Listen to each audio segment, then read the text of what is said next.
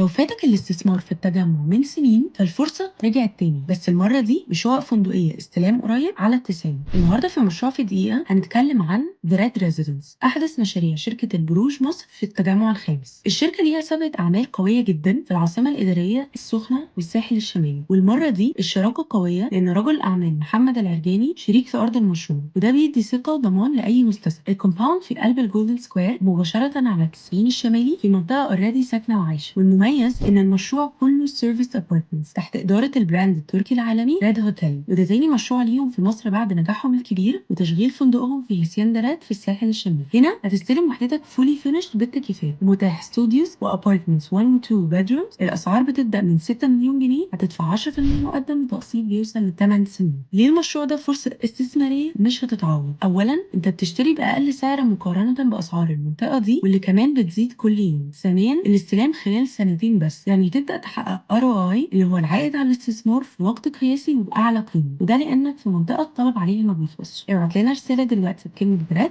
وهنبعت لك كل التفاصيل.